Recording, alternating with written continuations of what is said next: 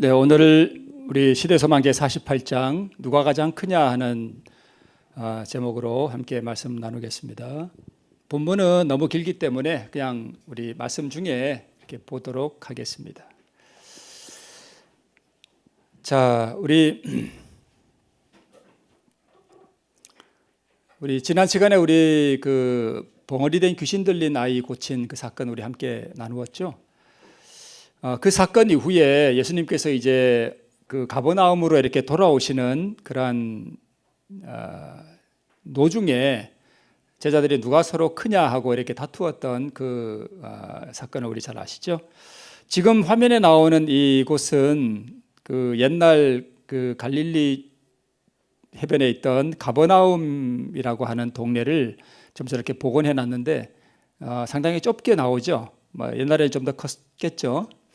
저기 팔각형으로 이렇게 지붕해 놓은 곳은 베드로의 집이다 그래가지고 저기 가면 베드로의 집으로 그렇게 소개되고 있고, 그 뒤에 있는 희끄무리한 곳은 회당 자리였다 이렇게 되어 있습니다. 저기서 예수님께서 말씀을 많이 하셨어요.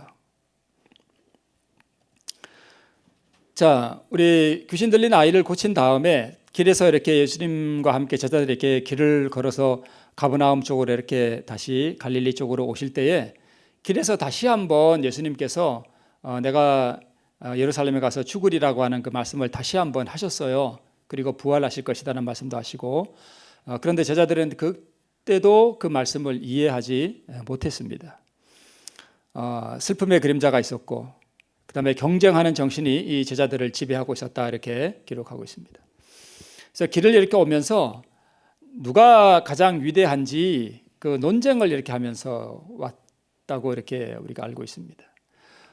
왜 누가 가장 크냐 하는 논쟁을 했는가 하면 예수님께서 예루살렘에 올라가신다고 말씀하셨거든요. 그러니까 제자들 생각에는 예수님께서 예루살렘에 올라가시면 이제 뭐가 되겠구나? 왕이 되겠구나. 그러면 예수님이 왕이 되면 우리 중에 누가 영의정하고 누가 좌의정하느냐? 그걸 이제 논의한 거예요. 그래도 내가 해야 되지 않겠어? 내가 나이가 있잖아. 뭐 그렇게 이제 얘기하면서 이렇게 온 거예요. 그래서 새 왕국에 대한 기대감에서 한 자리 할까 하고 그런 논쟁을 하면서 왔습니다. 그래서 이게 논쟁하는데 예수님이 이렇게 예수님하고 가까이 가면 예수님이 뭐 하실까봐? 들으실까봐 예수님은 저 앞에 가시고 뒤에 제자들끼리 이렇게 쳐져서 가면서 이렇게 대화를 나누었습니다. 그 장면이 이렇게 상상이 되시죠? 그래서 예수님이 먼저 가시고 제자들은 뒤에 가다 보니까 가버나움 동네에 들어갈 때 예수님은 먼저 가버나움에 들어가시고 제자들은 이제 그 후에 가버나움 그 동네로 이렇게 들어가게 됩니다. 그러고 나서 이제 제자들이 가버나움이라는 동네로 들어가자마자 어떤 일이 생겼냐 하면 그 세금 걷는 사람들이 베드로한테 이렇게 묻습니다. 너의 선생은 왜 반세겔을 내지 않느냐 이렇게 물어요. 이 반세겔은 왜 내는가 하면 우리 구약 출애굽기 30장에 이렇게 기록해 있습니다. 한번 보세요. 무릇 계수 중에 드는 자마다 성소의 세겔대로 반세겔을 낼지니 한 세겔은 20게라라. 그 반세겔을 여호와께 드릴지며 20세 이상 된 자가 다 드려야 되고요. 그 다음에 그 밑에 줄에 보면 부자라고 더 내지도 말고 가난한 자라고 덜 내지도 말고 누구나 공평하게 20살 이상 되면 성전세를 내야 되는데 이 성전세는 회막의 봉사에 쓰도록 그렇게 됐습니다. 오늘날로 말하면 뭐 같을까요? 그 월정 헌금? 네, 그런 거 비슷한 헌금이었습니다. 그래서 반세겔을 누구나 내도록 그렇게 되어 있습니다. 근데 예수님이 그걸 안 내셨나 봐요. 그러니까 이제 생전세를 받는 사람들이 베드로한테 너희 선생을 왜 반세겔 안 내냐 하고 이렇게 물었습니다. 그러니까 베드로가 뭐 한다? 우리 선생님도 내실 거야. 이렇게 하고는 이제 집에 들어갔습니다. 베드로가 그만 생각을 안 하고 성급하게 대답을 해버렸습니다. 예수님은 방에 이렇게 집에 계실 때 밖에서 베드로하고 무슨 대화하셨는지 예수님은 뭐 할까요? 다 아시죠? 멀리 있어도 다 아십니다. 그래서 가로되 내신다 하고 집에 들어가니 예수께서 먼저 가라사대 시몬아 하고 부릅니다. 네 생각은 어떠냐? 세상 임금들이 세금을 누구한테 받아요? 자기 아들한테 받아요? 백성들에게 받아요? 저는 그걸 물었어요. 그랬더니까 바로 베드로가 대답하기를 아들에게서 세금을 받지 않고 누구에게 받습니다? 당연히 세금은 국민에게 받습니다. 그랬더니 예수님께서 가라사대 그러면 아들들은 세를 뭐하리라? 면하리라. 아들은 세금을 안 내잖아요. 그죠? 왕자들이 무슨 세금을 내요? 그죠? 자, 그런데 20세 이상으로는 누구나 월정헌금 같은 성전 회막 봉사에 쓰는 그러한 반세계를 내도록 되어 있는데 그 반세계를 면제받은 사람들이 있어요. 그게 누구냐 하면 제사장들과 레위인들은 이 반세계를 안 냈습니다. 레위인들과 제사장들은 성전에서 봉사하는 사람들이라고 그랬는지 이걸 면제받았고요. 그 다음에 두 번째 누구는 안 냈는가 하면 선지자들은 안 냈습니다. 이 두 부류의 사람들은 그 반세계를 내지 않았습니다. 예수님은 선지자인가요? 선지자죠. 그죠? 그래서 예수님은 이 구약 출애굽기 30장에서 성전세를 반세계를 내도록 명하신 분이 누구예요? 예수님이시죠. 그러니까 예수님은 낼 필요가 없으신 분이에요. 그죠? 그런데 예수님께서 만약에 바치지 않으면 무슨 소문이 나는가 하면 성전에 대해서 불충하다라고 소문이 날 거고, 반대로 또 바치면 예수님을 선생으로 알고 큰 선지자로 알고 따라가는 제자들의 입장에서 보면 예수님이 선지자가 못 되는 거예요. 그냥 일개 평민에 지나지 않는다는 것을 시인하는 것입니다.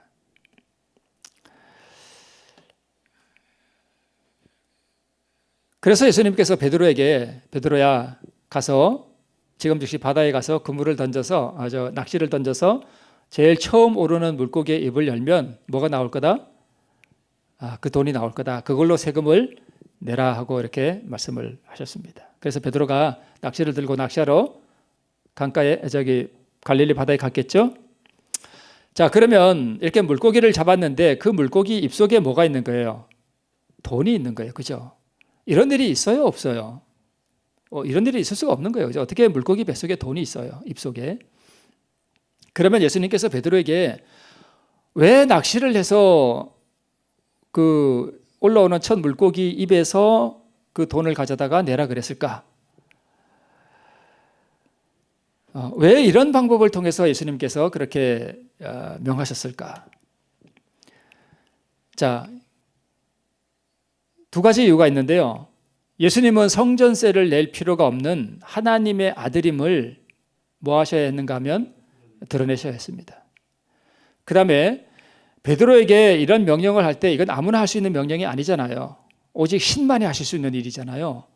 가서 물고기를 이렇게 낚았는데 그 물고기 입에 그 돈이 들어있다는 것을 알만한 사람이 이 세상에 있어요? 없어요? 있을 수가 없잖아요. 오직 이건 하나님만이 하실 수 있는 일이에요. 그죠? 그래서 이 일을 통해서 예수님께서는 나는 성전세를 낼 필요가 없는 하나님의 아들이고 그 다음에 나는 신성의 능력을 가지신 하나님이라는 것을 드러내기 위해서 이 방법을 사용하셨던 것입니다. 그래서 바치지 않으면 성전에 대해서 불충하다 할 것이고 말없이 그냥 갖다가 아무 돈이나 갖다 내면 예수님의 신성과 메시아됨을 부인하는 그들의 주장을 승인하는 꼴이 되어버립니다. 그렇죠. 그래서 예수님의 신성도 부인되는 것이고, 그래서 예수님께서는 물고기를 낚아서 그 입에서 돈을 갖다가 내라고 하는 이 방법을 사용하신 것입니다. 자, 이제 베드로가 성전세를 내기 위해서 바다에 나가서 고기를 잡고 있는 그때에 예수님께서는 남아있는 11 제자들에게 이렇게 물으십니다. 얘들아, 너희가 노중에서 서로 토론하는 것이 무엇이냐 하고 이렇게 물었습니다. 예수께서 자신의 죽음과 부활을 제자들에게 깨닫게 하려고 애쓰실 때 제자들은 그들의 주님을 죽음에 이르게 하는 원인이 되는 그 정신, 곧 가장 높아지려고 하는 야망으로 가득 차 있었습니다. 그러죠? 예수님이 왜 죽으셨어요? 바로 이 정신 때문에 이 하늘에 반역이 일어났고 죄가 들어왔고 이것 때문에 그런 거 아니에요, 그죠? 네.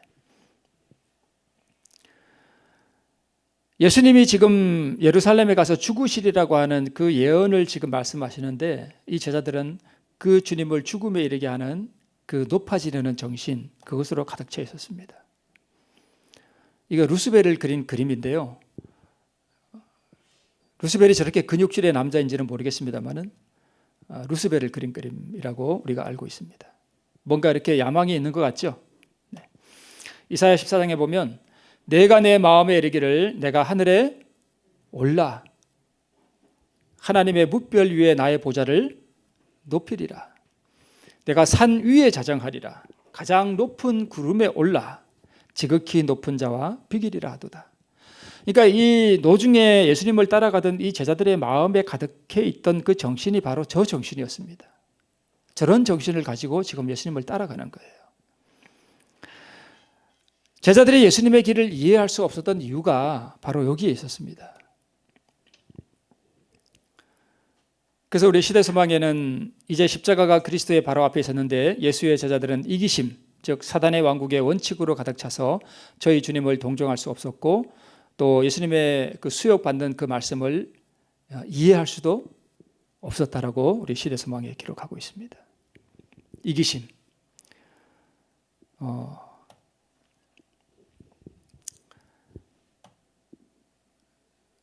그래서 우리 시대소망에 뭐라고 기록되어 있는가 하면 사람들이 자기를 높이고 하나님의 크신 계획의 성공에 저들이 필수적인 존재라고 생각할 때 주님께서는 그들을 제쳐놓으신다 이렇게 기록하고 있습니다. 우리도 이런 생각할 수 있죠. 예를 들어서 어떤 교회 안에 어떤 직분을 맡고 있는 사람이 내가 아니면 이 교회가 굴러가겠어? 또는 내가 없으면 이 교회에 어떤 뭐 큰 대들보가 빠진 것처럼 이 교회가 되겠느냐 하는 그런 정신을 가지고 있을 때 그게 바로 누구의 정신인가 하면 루스벨의 정신이라는 것입니다. 내가 이 교회의 필수적인 존재라고 생각하는 것, 그게 바로 마귀의 정신이라는 것을 우리에게 말씀해 주고 있습니다. 그런데 예수님의 12제자 중에 누가 가장 높으냐 하는 그 다툼은 항상 누가 일으켰다고 우리가 알고 있는가 하면 그게 누구였을까요? 유다가 일으켰어요. 유다가 항상 거기에 바람을 잡고 유다가 그 일을 했습니다. 왜 그렇게 했는가 하면 유다는 예수님의 왕국이 이루어질 때 그 왕국에서 자기가 없으면 그 왕국이 유지가 되지도 않고 또 예수님을 따라가는 그 12제자, 예수님까지 13명으로 이루어진 그 교회, 그 제자의 무리와 예수님의 그 조직 안에서 유다 자기가 없으면 그 조직이 제대로 굴러가지 않으리라고 생각했습니다. 그게 유다였습니다. 그래서 유다가 그런 논쟁을 자꾸 일으켰던 이유는 자기가 이 조직 안에서 가장 필수적인 존재고 내가 이 조직 안에서 반드시 중요한 역할을 하고 있다는 것을 제자들에게 뭘 시켜주려고 그랬냐면 자꾸 각인을 시켜주려고 그랬습니다. 그게 정확하게 마귀의 정신입니다. 그러니까 마귀가 하늘에서 반역할 때 타락한 천사들에게 계속 각인시켜주고 주입시켜주려고 했던 바로 그것이 똑같은 유다가 가지고 있던 그 정신이었습니다.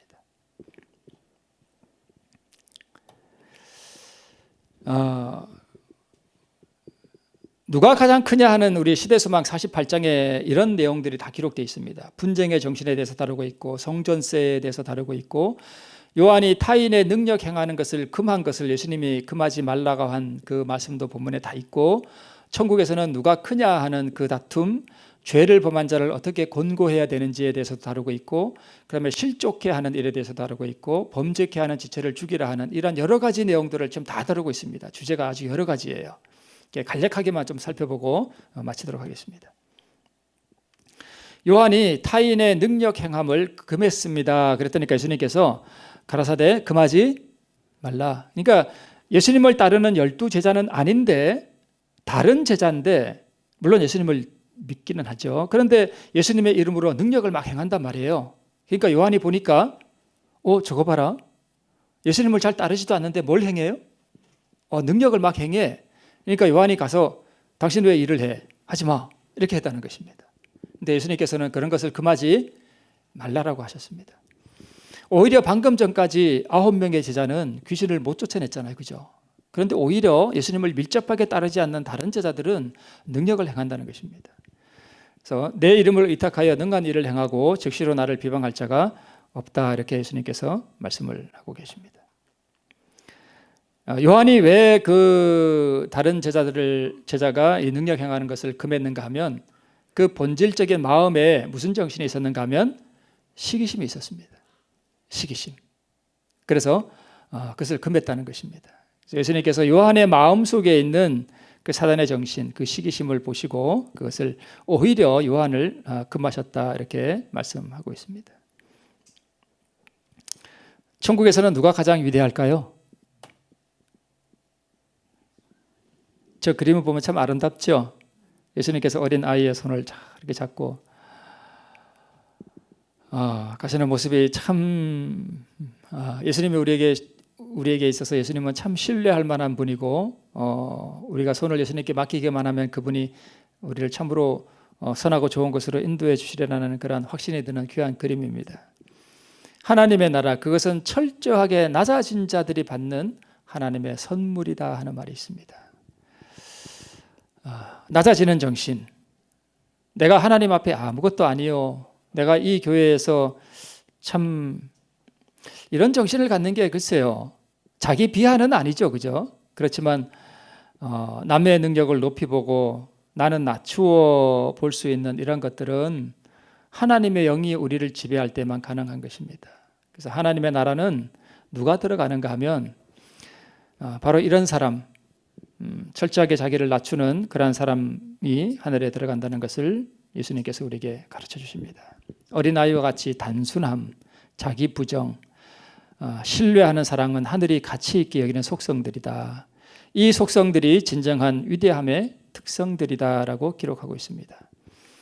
진짜 위대함은 아주 단순하고 자기 자신을 부정하고, 그러니까 자기를 부정한다는 얘기가 뭐예요? 내가 이 조직 안에서 꼭 필수적인 존재라 하는 그런 것을 부정하는 거죠. 그죠? 그런 것들이 하늘에서 가장 위대하게 보는 속성들이다 하는 것을 우리에게 가르쳐 주고 계십니다. 자, 죄 범하는 자를 권고하는 예. 이거는 또 우리가 다 아시죠? 교회 안에서 누가 죄를 범하거든 개인적으로 가서 권면하고, 안 되면 두세 사람이 가고, 안 되면 어디에 얘기하고요? 교회에 얘기하고 하는 그런 것들 우리에게 말씀하고 계시죠. 그 다음에 타인을 실족하게 하지 마라 하는 말이 있는데, 타인을 실족하게 하는 사람은 예수님께서 차라리 연자맷돌을 거기에 목에 달고 깊은 바다에 빠치우는 게 낫다 할 정도로 타인을 실족해 하는 것에 대해서 굉장히 예수님께서 책망하셨습니다. 그러면 남을 실족해 한다는 것이 뭐냐 하면 그리스도의 성품을 잘못 나타내서 타인을 복음에서 멀어지게 하는 사람, 그게 바로 실족해 하는 자예요. 그러니까 교회 안에서 예수님의 성품을 나타내지 못해서 다른 사람에게 깊은 상처를 주고, 그래서 그 사람이 마음에 큰 상처를 안고 교회를 떠나갔다, 예를 들어서, 그러면 그 사람은 그 사람을 뭐하게 한 사람이에요? 실족해 한 사람이에요. 그러니까 남을 그렇게 실족해 하는 사람은 차라리 연자맷돌을 목에 달여오고 깊은 바다에 빠치우는 게 더 낫겠다. 그러니까 한 영혼을 잃어버리잖아요, 그죠? 그러니까 그런 사람은 교회 밖에 나가면 두 번 다시 교회 안 들어옵니다, 그죠? 교회 안에 그런 일들이 참 많아요. 실망하고 떠나가는 사람들. 우리도 그런 것에서 자유롭지는 않지만 지금 우리 한국 교회가 세상 사람들에게 어떤 취급을 받아요? 참 못한 취급을 받죠. 무슨 앞에 기독교 말고 앞에 다른 글자를 넣어가지고, 그죠? 그렇게 표현하는 그것이 왜 그래요? 기존에 우리 교인들이 남을 다 뭐하게 한 거예요? 실족해 한 거예요.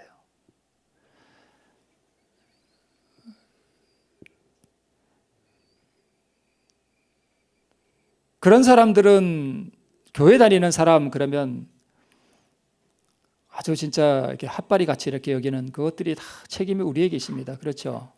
네.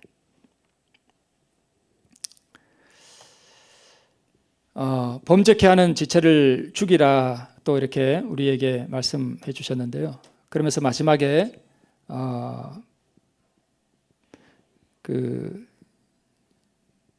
고면해 주시는 말씀이 뭐냐 하면 소금은 좋은 것이로되 만일 소금이 그 맛을 잃으면 무엇으로 이를 짜게 하겠느냐. 너희 속에 소금을 두고 서로 화목하라 이렇게 말씀하셨습니다.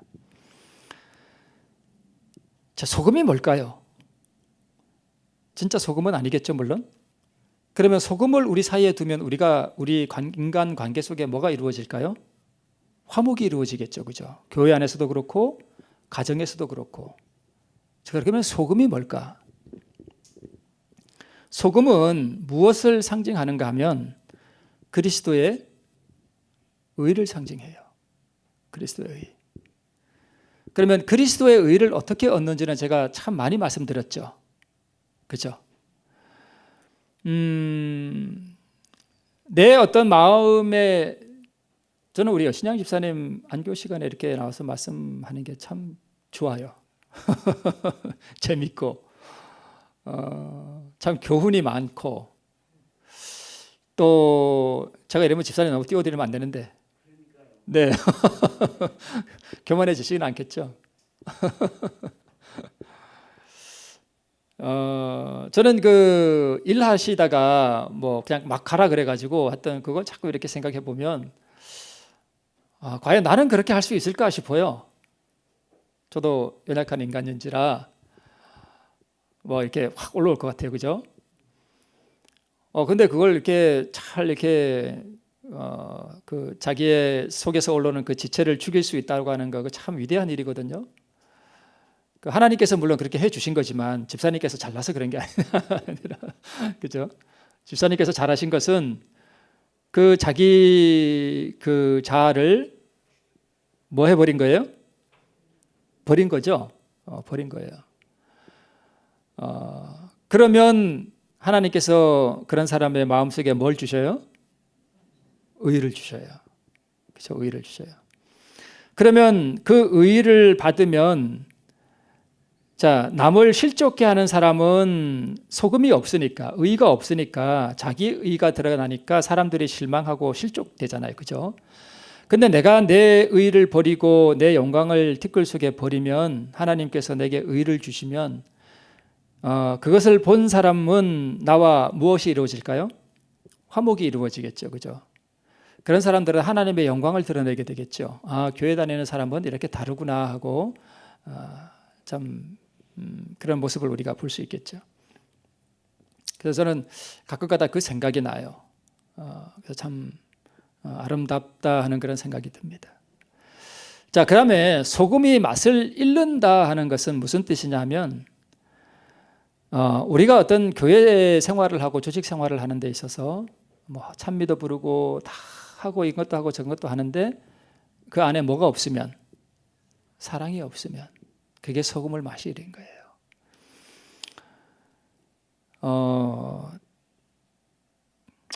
그래요. 교회 안에 이런 일이 많이 있을 수 있잖아요, 그죠? 네.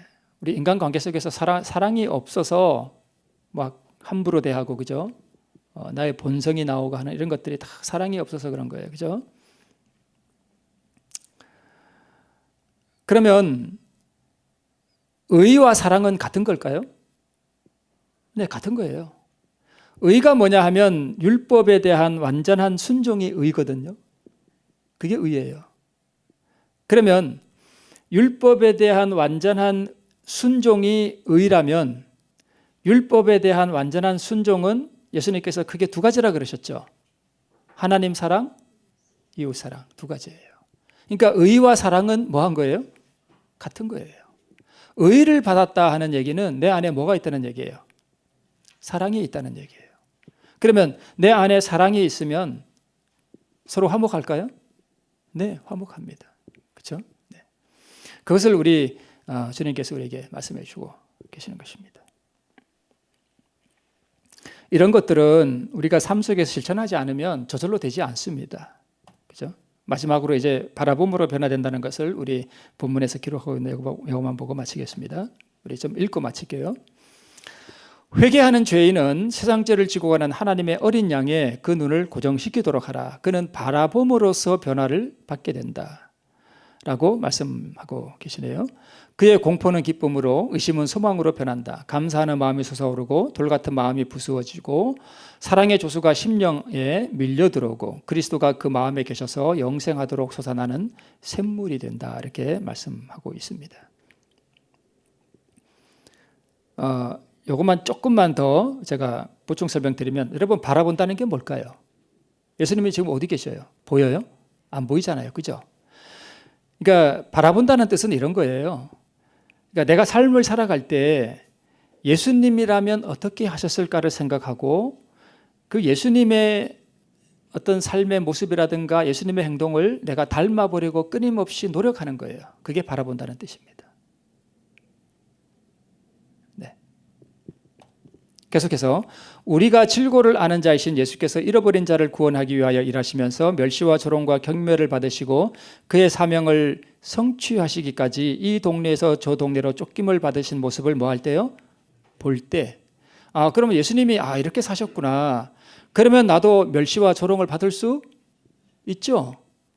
그렇죠? 참 수치스럽고 정말 죽을 것만 같은 그러한 수치와 어떤 멸시를 내가 받을 수 있어요. 그럴 때는 누구를 생각하라는 거예요? 예수님을 예수님도 이런 걸 당했지. 예수님은 어떻게 하셨을까? 예수님은 이런 걸 받으실 때에 막 고민하고 막 그랬나요? 안 그랬잖아요. 그죠? 그걸 다 아버지 하나님께 올려드리고 그분은 멸시를 받고 천대를 받으면 다른 곳으로 피하시고 저쪽에 가서도 박해를 받으시면 또 다른 곳으로 피하시고 하늘의 왕께서 그렇게 사셨다는 게 참 신비해요. 그렇죠?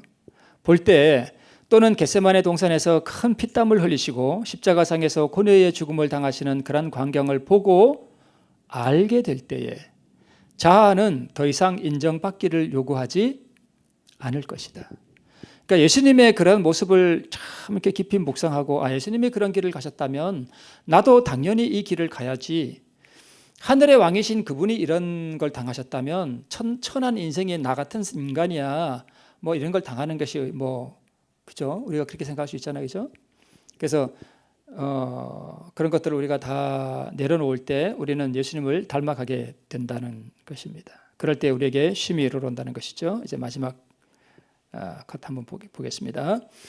예수를 바라볼 때 우리는 자신의 냉담함과 무기력과 이기심을 수치스럽게 생각할 것이다. 반대로 예수님을 바라볼 때에 이제는 다른 사람이 나한테 준 상처나 멸시나 이런 걸 생각하는 것이 아니라 이제는 무엇을 생각하게 되는가 하면 내가 어떤 인생인지를 깨닫게 된다는 것입니다. 저 사람이 나에게 행한 어떤 잘못들을 전에는 생각했는데 내가 예수님을 바라보고 그분을 참 깊이 바라보게 되니까 그 사람의 모습이 곧 누구의 모습이더라? 나의 모습이더라 하는 것을 깨닫게 됩니다. 그럴 때 우리는 하나님 앞에 내가 참으로 죄인 되었구나라는 것을 깨닫고 회개가 일어나는 거예요. 우리가 남이 나에게 잘못한 것을 늘 바라볼 때는 나는 옳고 그 사람이 잘못됐잖아요. 그런데 우리가 예수님을 바라보게 되면 반대로 된다는 것입니다. 남이 나에게 준 어떤 그런 상처를 계속 생각할 때 나는 예수님을 바라보는 거예요? 그 사람을 바라보는 거예요? 그 사람을 바라보는 거잖아요. 그죠? 그런 데서는 의가 이루어지지 않는다는 것이죠. 그래서 예수를 바라보라는 것이잖아요. 그죠? 네. 그때 우리는 진정으로 나는 아무것도 아니라고 생각할 것이며 이게 정말 낮아지는 거 아니겠어요? 그죠? 제자들의 정신과는 정말 반대되는 그렇게 될 때 주님을 위한 진정한 봉사를 할 수 있게 될 것이다 라고 말씀하고 있습니다. 봉사는 아무나 하는 게 아니에요. 그죠? 참으로 낮아지고 예수님을 바라보는 사람들은 교회를 위하여 또는 주님께서 우리에게 맡기신 일을 위하여 진정으로 봉사할 수 있습니다. 사랑으로. 그죠? 우리는 예수를 따라 십자가를 지고 우리가 사랑하는 그분을 위하여 시련이나 치욕을 당하는 것이나 박해를 견디는 것을 오히려 뭐 할 것이다? 기뻐할 것이다. 남이 오히려 나에게 멸시를 하면 이제는 막 붕괴가 일어나는 게 아니라 뭐 하다고요? 기뻐요. 왜요? 내가 지금 누구의 길을 같이 가고 있으니까 예수님과 그 길을, 예수님이 가신 길을 나도 가고 있으니까 기쁜 거예요. 그죠? 이것이 오늘 누가 가장 크냐 하는 그것의 어쩌면 결론이라고 볼 수 있습니다. 그렇죠? 나는 무엇도 아니라고요? 아무것도 아니라. 나는 아무것도 아니라. 우리가 예수님을 바라볼 때만 이렇게 된다는 것입니다. 제자들은 예수님을 바라보지 않고 서로를 바라본 거예요. 그죠? 서로. 그러니까 누가 가장 크냐고 다투죠. 자, 오늘 우리 끊임없이 예수님을 바라봄으로 나는 아무것도 아니라고 함으로 우리가 정말 치욕이나 박해를 견디기를 기뻐하고 주님을 위해 진정한 봉사를 할 수 있는 우리 모두가 되기를 바랍니다. 말씀하시겠습니다. 네.